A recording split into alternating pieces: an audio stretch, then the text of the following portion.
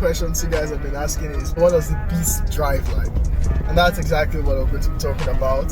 So I'm currently taking the vehicle out to the car wash to get it prepared. We have we've done a previous unveil, but now is the final delivery, and we want to make sure that it's as clean as possible. So yeah, how does this car drive? Number one is the driving position. I am seated above almost everything on the road. Okay, so for example, this is a delivery truck, and I feel closer to this than I feel to that Jeep out there. So you're seated very high because of how high the suspension is. It is ridiculous. Okay, so this vehicle here is a Honda Crosstour, and I feel like I am sitting down on the roof of this vehicle. That's how high this vehicle is. So that's the first thing. It's like you're sitting on a throne. You're sitting on your own throne, like you're driving a throne around. And now the next thing is, how does this car accelerate? Spoiler alert, it doesn't accelerate too quickly. So if you look at that, it's limited to only 100 miles an hour. So it's not a speed demon.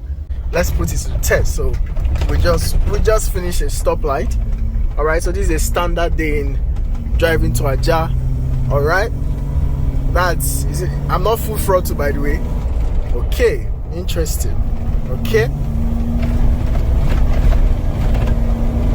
40 miles an hour. Woo! Yeesh. Oh, that was a bit curious.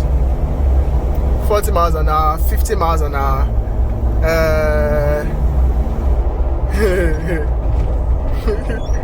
Alright, so we almost got to 60 miles an hour. Yeah, so it can actually pull. It pulls more than you would expect it to. For a car this heavy, this high, it actually pulls quite interestingly. You can actually compete with some smaller cars, some quicker cars. Number 3 is the steering. The steering is quite easy to turn. It's not complicated. It's not difficult as you might think. It's actually quite easy to drive with. Visibility out of the windshield is actually excellent. So I can see everything in front of me. The bonnet is not too long that I'm struggling to see what's in front. So the visibility out of the front windshield is very excellent. It's proper. So there is no time I'm guessing where to put the tires. But where the challenge is visibility at the back. If a Corolla was parked behind me, or if a sedan was parked behind me, I wouldn't be able to see them.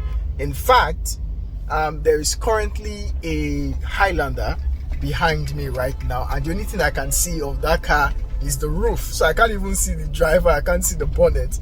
That's how high this vehicle is. So it's not particularly a car you drive too quickly. It's a car you drive with caution because of the stiffness of the suspension. Every bump, every road imperfection is transmitted through the steering wheel, is transmitted through the suspension, and you feel everything. And so you have to be careful, because if you're driving too quickly and you hit a pothole, it changes the direction of the car because of how stiff and high the vehicle is. So it's a car you drive with caution. It's a car you drive with respect, and especially when you're driving on the road. But where this vehicle comes alive is when you're driving off-road, when you're driving through mud, when you're driving through very stony environment. It just comes alive, because all the characteristics that makes this car a bit uncomfortable on the road, those are the very characteristics that makes this car excellent off-road. So that's exactly what the FROSHBEAST is. The FROSHBEAST is the king of the jungle. The FROSHBEAST is the king of the beaten path. It is the car you choose when you are going to the interiors, because we know that there is nothing that will come against the vehicle that will stop it. So yeah, it's not the most profound on-road vehicle, but in terms of off-road performance, it's king. I still got like 7 years of doing what I want. My dad still got child support from 1991. Out of town, people love to pop a lot of shit and come around. Word of Flocko Jody, he the scene that's put it down.